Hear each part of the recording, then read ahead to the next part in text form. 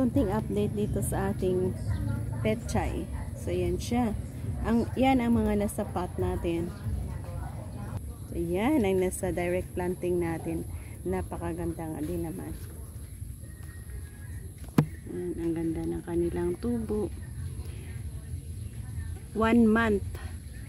Yan, siguro mga 1 month yan na ating from here. Yeah, galing dito. So madami pa nga yan pwede pa natin yan ito transplant, pero lumaki na nga sila.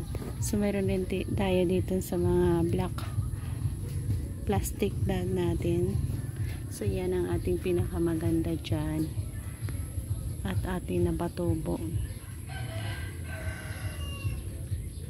Isang area ng ating pechay kung saan kay bilis lang din naman.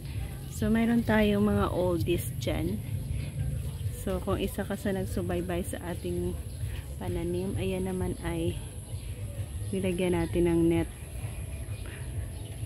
So, ayan ay napakaganda din ng tubo ni dyan. So, marami tayong pechay na itinanim. Ayan na nga ang isa yan dyan sa mas malabo.